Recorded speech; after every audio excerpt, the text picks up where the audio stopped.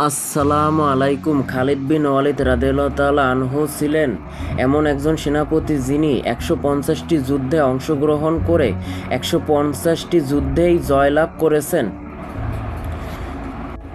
খালিদ বিন ওয়ালিদ রাদিয়াল্লাহু তাআলা আনহু ছিলেন ইতিহাসে এমন একজন মহান সেনাপতি যিনি রণক্ষেত্রে নিজের শক্তি ও মেধার দ্বারা ইসলামের ঝান্ডা সমুন্নত করেছিলেন।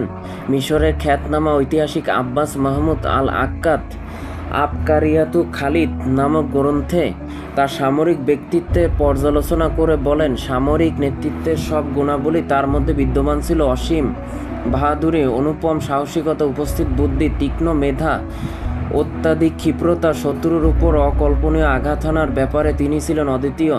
ইসলাম গ্রহণের আগে উহুদের যুদ্ধে কুরাইশ বাহিনীর ডান বাহুর নেতৃত্ব দিয়েছিলেন তিনি। তার বিচক্ষণ রণকৌশলে মুসলিম বাহিনীকে কিছুটা ধরাশায়ী হতে হয়। ইসলাম গ্রহণের পর তিনি মাত্র ১৪ বছর জীবিত ছিলেন। এ অল্প সময় তিনি মোট ১৫০টি ছোট বড় যুদ্ধে সরাসরি অংশগ্রহণ করেন। দূরত সম্প্রসারণমান ইসলামী সাম্রাজ্য হজরত খালিদ বিন ওয়ালিদ রাদিয়াল্লাহু তাআলা আনহুর হাতে বিস্তৃত হয়। ওমর ফারুক রাদিয়াল্লাহু তাআলা আনহু এর শাসনামলে মুসলমান ও বাইজেন্টাইন সাম্রাজ্যের মধ্যে বিখ্যাত যে ইয়ারমুকের যুদ্ধ সংগঠিত হয়েছিল, সেই যুদ্ধের নেতৃত্বে ছিলেন হজরত খালিদ বিন ওয়ালিদ রাদিয়াল্লাহু তাআলা আনহু। তার অসীম সাহসিকতায় মুসলমানরা বিজয় লাভ করে। এই যুদ্ধে মুসলিমদের বিজয়ের ফলে সিরিয়ার বাইজেন্টাইন শাসনের অবসান ঘটে। সামরিক ইতিহাসে এই যুদ্ধ অন্যতম ফলাফল নির্ধারণকারী যুদ্ধ হিসেবে গণ্য হয়। মুতার যুদ্ধে তিনি এতটাই বীরত্ব প্রদর্শন করেছেন যে তার হাতে ৯টি তরবারি ভেঙে যায়। এ প্রসঙ্গে বুখারীতে স্বয়ং খালিদ বিন ওয়ালিদ রাদিয়াল্লাহু তাআলা থেকে বর্ণিত হয়েছে, মুতার যুদ্ধে আমার হাতে ৯টি তরোয়াল ভেঙেছে, এরপর আমার একটি ইয়ামানি তরোয়াল অবশিষ্ট ছিল। হজরত খালিদ বিন ওয়ালিদ রাদিয়াল্লাহু তাআলা আনহু এর রণনিপুণতায় খুশি হয়ে বীরত্বের স্বীকৃতিস্বরূপ হজরত রাসূলুল্লাহ সাল্লাল্লাহু আলাইহি ওয়াসাল্লাম তাকে সাইফুল্লাহ অর্থাৎ আল্লাহ তাআলা তরবারি উপাধিতে ভূষিত করেন। তিনি হজরত রাসূলুল্লাহ সাল্লাল্লাহু আলাইহি ওয়াসাল্লামের জীবদ্দশায় বেশ কয়েকটি যুদ্ধে অংশগ্রহণ করেছিলেন। এর মধ্যে মক্কা বিজয়, হুনাইনের যুদ্ধে, তায়েব বিজয় ও তাবুক অভিযান উল্লেখযোগ্য। তিনি খলিফা আবু বকর সিদ্দিক রাদিয়াল্লাহু তাআলা আনহু ও ওমর রাদিয়াল্লাহু তাআলা আনহু এর খিলাফতকালে বিভিন্ন যুদ্ধে অংশগ্রহণ করেন। ইতিহাসবিদেরা খালিদ বিন ওয়ালিদকে সমর ইতিহাসের অন্যতম সেরা সেনাপতি বলে মেনে নিয়েছিলেন। খালিদ বিন ওয়ালিদ ৫৯২ সালে মক্কার কুরাইশ বংশের বনু মাখজুম গোত্রে জন্মগ্রহণ করেন। তার পিতা ওয়ালিদ বিন আল মুগিরা ছিলেন বনু মাখজুম গোত্রের প্রধান। খালিদরা ছিলেন ৫ ভাই আর ২ বোন। জন্মের পরপরই আরব প্রথা অনুযায়ী তাকে বেদুইন দুধমায়ের কোলে তুলে দেওয়া হয়।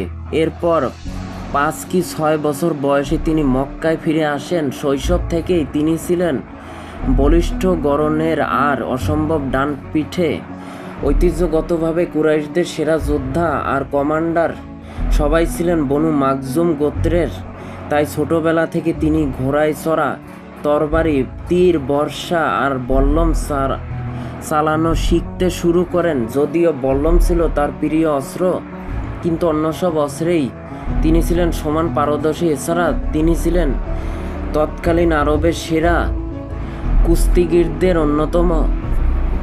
একবার মল্লযুদ্ধে হজরত ওমর বিন খাত্তাবকে আছড়ে ফেলে তার পা ভেঙে দিয়েছিলেন। উল্লেখ্য, সম্পর্কের দিক থেকে ওমর বিন খাত্তাব ছিলেন খালিদ বিন ওয়ালিদের ভাগ্নে। খালিদের বাবা আল ওয়ালিদ ছিলেন ইসলামের ঘোর বিরোধী।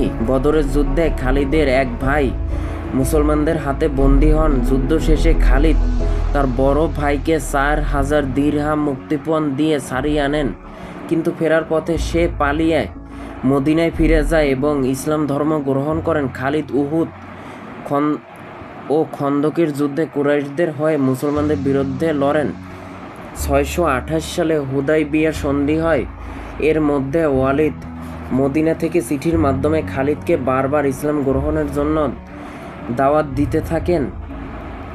এক পর্যায়ে খালিদ মদিনা থেকে ইসলাম ধর্ম গ্রহণের সিদ্ধান্ত নেন এবং তার এই সিদ্ধান্তের পরিপ্রেক্ষিতে তার বাল্যবন্ধু ইকরিমা এবং কুরাইশ নেতা আবু সুফিয়ান ক্ষিপ্তভাবে তাকে বিরত করার চেষ্টা করেন, কিন্তু 31শে মে 629 সালে খালিদ মদিনা গমন করেন এবং ইসলাম ধর্ম গ্রহণ করেন। ইসলাম গ্রহণের পর তিনি একজন যোদ্ধা